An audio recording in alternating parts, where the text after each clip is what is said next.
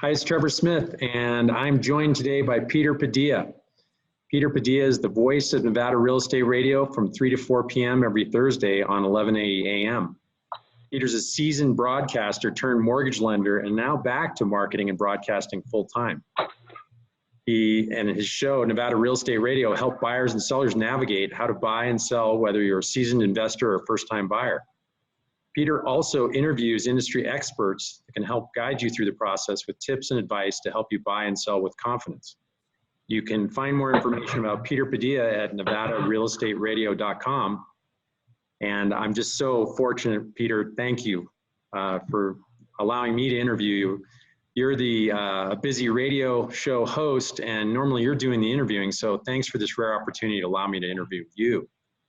I know. Well, thank you too as well, Trevor. And I'm used to doing all the talking, and it's kind of nice to answer questions. But in many ways, we're in the same world because real estate touches so many people. There's so many people involved in the real estate transaction. Well, I appreciate it. And, you know, I've known you for many years and respected you. But, you know, I would love to catch up with you. Tell me what's new in your world.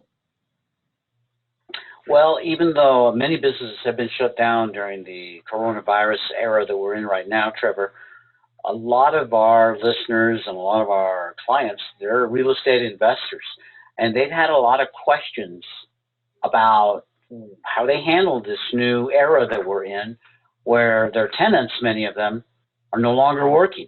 They're either furloughed or they're out of their job until the medical issues clear up with the coronavirus. And so because of that, we're getting a lot of calls into our offices. My partner, Sherry Hill from Sage International, is in the office right across the window here. And she's busier than ever because most of her clients, anyway, she's been dealing with them via telephone all these years, 27 plus years. And now continue to get more calls from across the country from real estate investors asking her, what is the best course of action now that X is happening? So yeah, it's really busy over here. So it's interesting, and I know you know, obviously you interview Sherry, you interview other various industry experts. So, you know, I wanted to give my viewers a sneak peek at, you know, what they're missing, maybe not by listening to your radio show, but, you know, everybody's first question right now in this COVID situation is, where's the market going? Where are the opportunities? What are your experts telling you, and where do you think things are going? I just talked with a great guy earlier this morning. We are working on setting up our radio show for next week. This gentleman's name is Rock Thomas, and Rock is a national speaker, a national motivator, an author. He was speaking with Sherry Hill today on her radio show about the real estate outlook and where people should be nowadays. So what I loved about my interview with him, Trevor, was that I really feel like I listened to somebody that was kind of thinking along the same format that I am. And look, as much as we don't want to talk about opportunities and profit during the coronavirus era, the fact is America is made that way. We have to always be looking for opportunities, not only for ourselves, but for other people as well. Rock said something that I've been talking with my friends and my listeners about for a long time now, the last couple of months, and that's this. I believe there are great real estate opportunities now and will be for the next 90 to 180 days because of the coronavirus. Look, let's face it, some people, even a small part, are going to have challenges with their mortgage, with their real estate. And they're going to have to either short sell it at a reduced price, sell it quick, whatever the case. An astute real estate investor who has cash today can take a lot of opportunities into his consideration. And look, let's face it, like my guest said this morning, he said we're always preparing for something. We're preparing for a wedding, we're preparing for the next season, we're preparing to buy a home or sell a home, but we're always preparing, right? And a lot of us are preparing to take advantage of a good opportunity when it comes up. And right now, Rock believes, and Trevor, I believe, there are great opportunities that we just have to keep our eye out for, but we have to have some liquidity. We have to have some cash, or we have to be pre-approved for our mortgage that we may get when we find these opportunities. So the key is to start getting prepared for something. Yeah. Well, I totally agree with you, Peter. I think, obviously cash is king in almost every market anyway. But so talking along those lines, I know you were in the mortgage business for, many years as well. So I know you have a wealth of knowledge there. Tell me where you're sending people. How does someone get ready? How do they prepare for this? Let's say that they don't have cash. I mean, it's great if you do, but let's say there's a new investor or a seasoned investor. Where do you send them, and who are the experts you're dealing with? Well, let me tell you, the very first thing that I recommend to anybody who wants to look at investing anywhere down the road, you've got to save money. You got to have some cash. You have to have some liquidity. So a lot of people think, Trevor, like you mentioned, what if you don't have any cash? What if you don't have any savings? Well, this is the thing that I think the coronavirus era has brought to the forefront for a lot of people. What are the things in our life that we really need, and what are the things that we don't? I mean, a lot of people spend money frivolously every day, every week, every month. I mean, you've all heard it. Coffee at one of the big coffee shops, or lunch out every day, cocktails every Friday. That money adds up.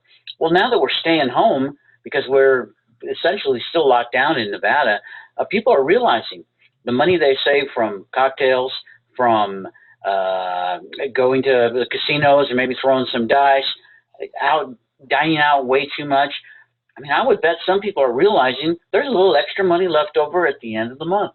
Well, what if we did some of that every single month? We may well find that we have some cash that we can set aside and start to build a little arsenal of cash so we can take advantage of those opportunities as they come our way. Well, that's sound advice, Peter. And, Amy and I have done that over the years and are, obviously we're industry people, so we're different maybe than just the pure investor because we're in the business of selling real estate. So we see a lot of opportunities, but you're exactly right. And you know what? I am experiencing it in our personal economy right now. If I go back 2 months ago, we probably had Amazon boxes showing up every day. Right. And maybe Amy went to that coffee place, or maybe we go out to dinner, or we go out for drinks or whatever. And you realize all of a sudden, at least in Incline Village, I can spend 30 grand a month doing nothing, right? Just entertaining myself, whatever, buying stuff that I don't need or whatever. And, what I did do, which was really, and I do it kind of electronically, just say, look, I'm going to put away X number of dollars every month, no matter what, right? And whether you're doing it on the commission basis that we do it, where, maybe I take a percentage of each check and just put it in a separate account, that account for me doesn't exist, right? That money is there, it's going to stay there.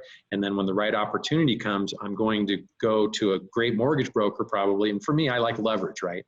I've never been an all cash person as far as, in my market, it's, we're talking millions of dollars probably, but the advice you're giving is so sound and such, really, really spot on. And I compliment you for that. And I know you probably have a lot more advice and tips for people that are doing this. And that's what I wanted to tap today. And I appreciate it. So I'll let you tell me what else you have going on, because I know there's probably tons of things in your world that are changing every day. And I think that is a really great message, being ready for whatever's next, right? Whether it's Corona or something else.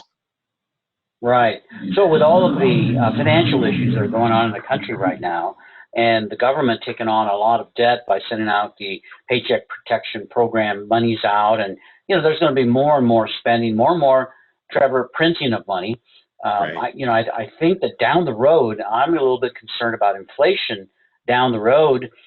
That's why I'm thinking that if you can find a great value today, you may be better off to take it today, because just look what the Fed is doing with all the money that they're printing and giving out. At some point, the dollar will be devalued to a point where everything is going to go up dramatically. I remember the high inflation era of the 80s.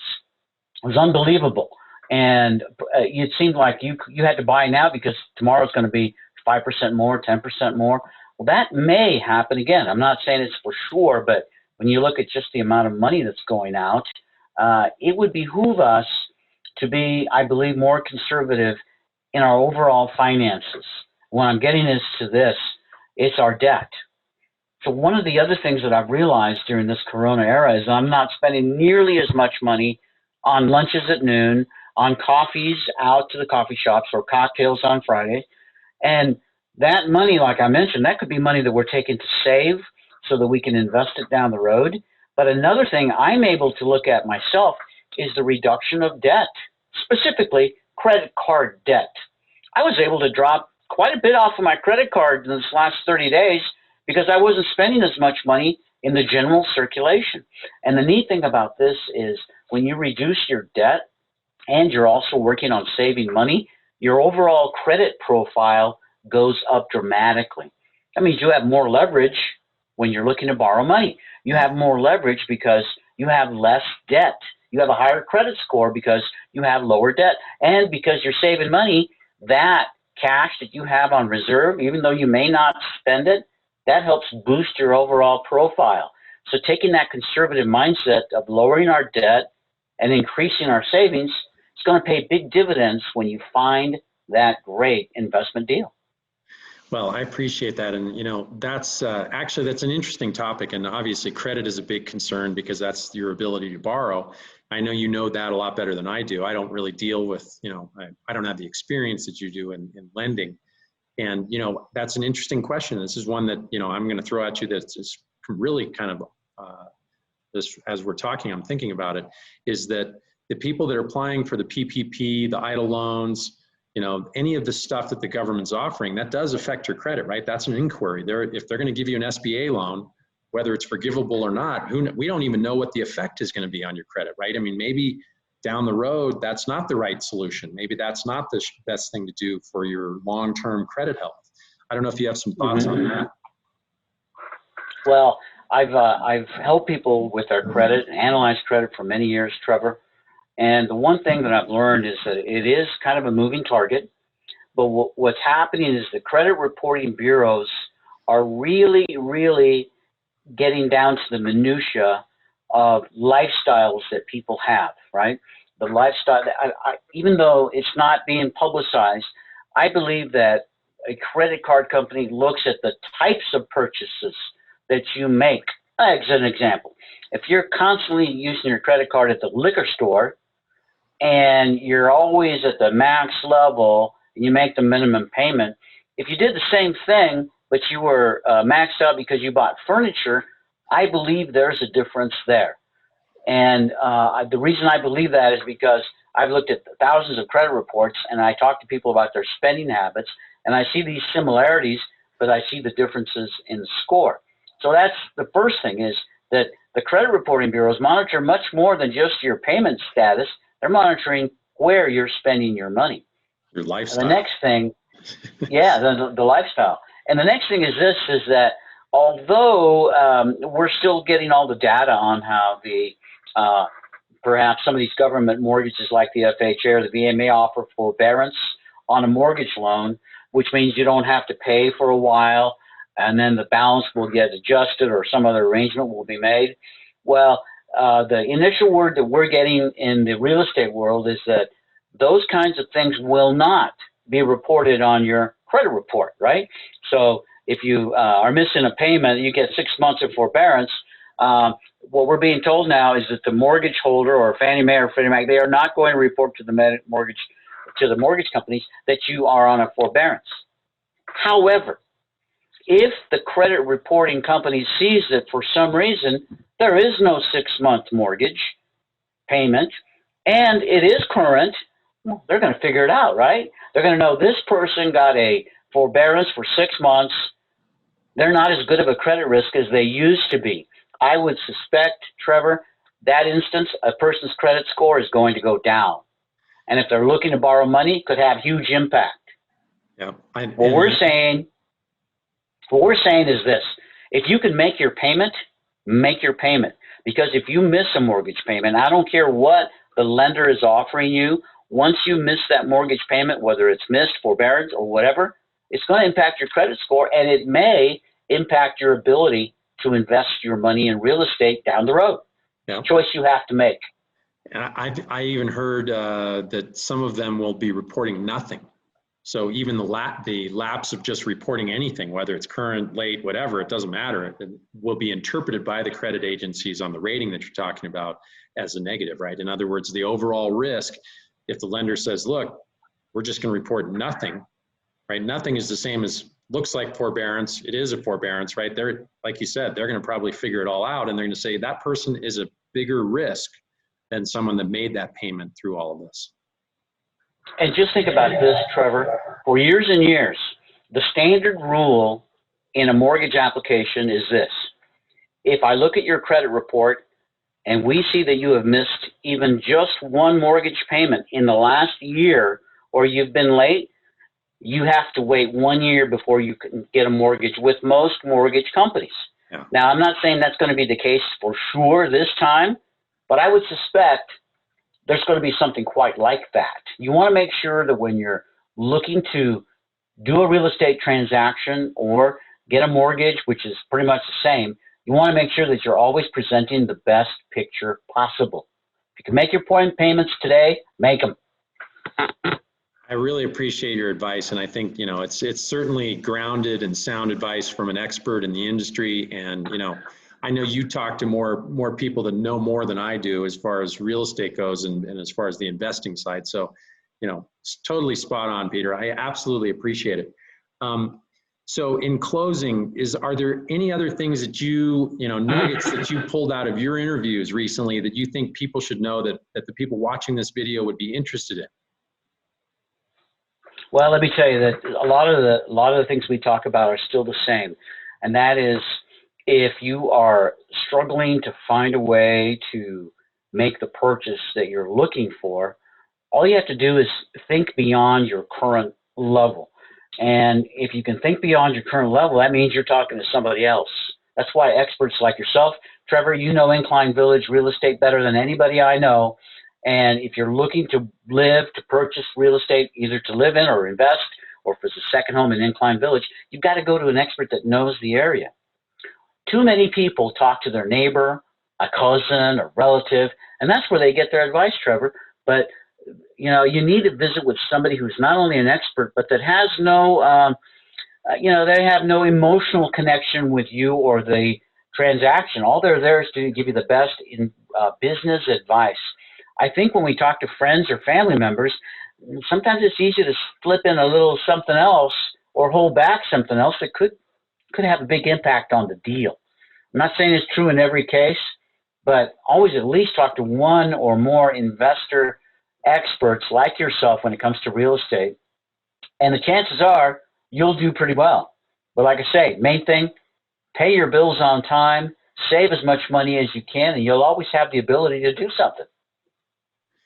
Great advice, Peter. Thank you so much. Peter Padilla with Nevada Real Estate Radio for spending a few minutes with us. Remember, you can find Peter 3 to 4 every Thursday at AM 1180 or go to NevadaRealEstateRadio.com. It's Nevada Real Estate Radio, right? That's it. And if you like this video, please like, share, and subscribe. And thanks again to Peter Padilla. And, I'm honored to have you as a guest. Thanks, Trevor. You're awesome yourself. Take care. Okay. Bye-bye.